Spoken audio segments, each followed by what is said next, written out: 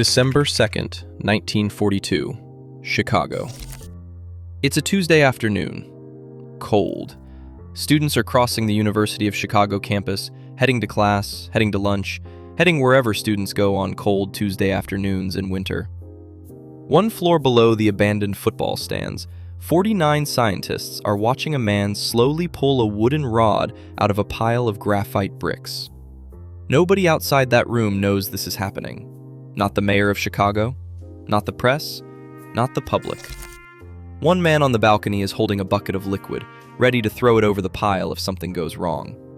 Another is standing with an axe.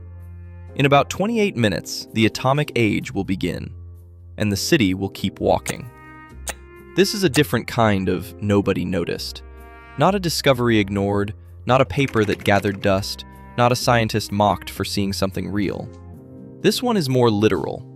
The most consequential technical event of the 20th century happened in secret, in a city of millions, and the world had no idea it was occurring one floor beneath their feet.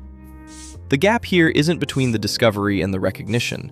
The gap is between what was happening in that basement and the complete silence with which it happened. To understand why 49 people were standing in a freezing squash court beneath a football stadium, you need to go back 3 years. In 1939, Albert Einstein and Leo Szilard wrote a letter to President Roosevelt. The letter said, in careful language, that recent discoveries in nuclear physics had made it theoretically possible to create a chain reaction in a large mass of uranium, and that this chain reaction might release enough energy to destroy an entire city. And that German scientists, working under the Nazi government, almost certainly understood this too. Roosevelt read the letter and created a committee. That committee eventually became the Manhattan Project, the largest, most expensive, most secret scientific program in American history. Billions of dollars, hundreds of thousands of people, spread across dozens of sites, most of them unaware of what the others were doing or what the ultimate goal was. But before any of that could scale up, someone had to prove that a chain reaction was actually possible. Not in theory, in a room, with real materials. A controlled, self-sustaining nuclear chain reaction that proved the physics worked. That job fell to Enrico Fermi. Fermi was Italian, born in Rome, a Nobel Prize winner who had escaped Mussolini's Italy in 1938 by taking his family to Stockholm to collect his prize and simply not going home. He was, by general consensus, one of the most gifted experimental physicists alive. Methodical, precise, quietly confident in a way that apparently unsettled people who didn't know him. He would bet on his own experiments. He was usually right. He set up at the University of Chicago's Metallurgical Laboratory, the name deliberately chosen to tell nothing to anyone who might be listening. The real task was to build a reactor. A pile of graphite and uranium, large enough and arranged precisely enough that a neutron released from one uranium atom would strike another, releasing more neutrons, which would strike more atoms, which would release more neutrons still. A chain, self-sustaining, controlled. The original plan was to build it in Red Gate Woods, southwest of the city, away from people. Then the construction workers went on strike. Fermi looked at his options and proposed building the world's first nuclear reactor in an unheated squash court beneath the stands of Stagg Field, a stadium largely abandoned since the university gave up American football in 1939, in the middle of one of the most densely populated cities in America. Safety concerns were real, but Fermi's calculations convinced his superiors the experiment could be run there. They trusted him. The experiment was kept tightly secret. Even many people nearby had no idea what was happening. The mayor of Chicago was not informed. According to the University of Chicago's own account, the university president wasn't told either. Construction began on November 16th. Workers and scientists stacked graphite bricks around uranium pellets, layer by layer, 57 layers in total, through the cold of a Chicago November. Fermi described the finished structure as a crude pile of black bricks and wooden timbers. It was finished on December 1st. The test was set for the following afternoon. If you're enjoying this, subscribe. It's the simplest thing you can do to keep this channel going, and every single one matters. Now, December 2nd. Here's the detail that gets me every time I come back to this story. The instruments monitoring the reaction were named after Winnie the Pooh characters: Piglet, Tigger, Pooh. I don't know what I expected from the instruments at the world's first nuclear reactor, but it wasn't that. And somehow it captures something true about what this experiment actually looked like. Improvised, built from whatever was available, run by people who were brilliant and human, and occasionally named their safety equipment after children's book characters. The rest of the safety plan matched that register. One man stood on the balcony holding a bucket of cadmium nitrate solution, ready to throw it over the pile if needed. Another stood ready with an axe to cut a rope attached to an emergency control rod. A third safety rod was automatic, set to drop if the neutron count exceeded a preset level. 49 people gathered on the morning of December 2nd. They watched from a balcony mostly.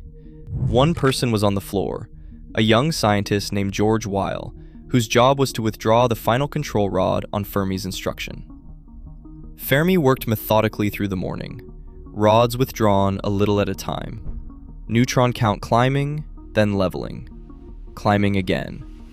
He stopped for lunch. They came back after lunch. Fermi ran through the sequence again. At around 3:25 in the afternoon, Fermi looked at his instruments and gave Weil the instruction. Weil pulled the final rod. The counters began to climb. And this time, they didn't level off. The pile had gone critical. A self-sustaining nuclear chain reaction was occurring, for the first time in human history, in a squash court in Chicago, on a Tuesday afternoon in December, while the city went about its day outside. The reaction ran for 28 minutes. At its peak, it produced roughly 0.5 watts, less power than a small nightlight, less than almost any electrical device you own. Then Fermi said, "Zip in." The safety rod dropped. The reaction stopped. A quiet ripple of applause. Smiles. Eugene Wigner produced a bottle of Chianti he had been saving. They drank it from paper cups. Everyone present signed the straw wrapper. That bottle is still preserved at the University of Chicago. A few hours later, the laboratory director Arthur Compton made a phone call to his superior at Harvard, James Conant. In an improvised code chosen on the spot, "The Italian navigator has just landed in the New World. How are the natives?" "Very friendly."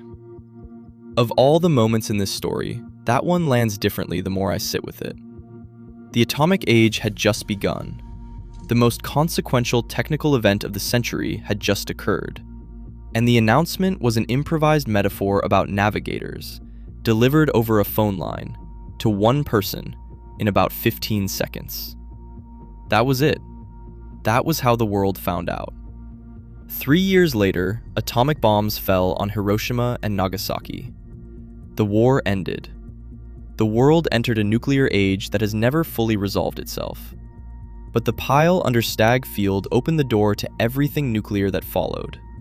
Nuclear power plants that today produce roughly 10% of the world's electricity. Nuclear medicine, the radioactive tracers and imaging technologies that diagnose millions of cancers every year. Nuclear submarines, the entire field of nuclear engineering. All of it descending directly from one Tuesday afternoon in a freezing squash court.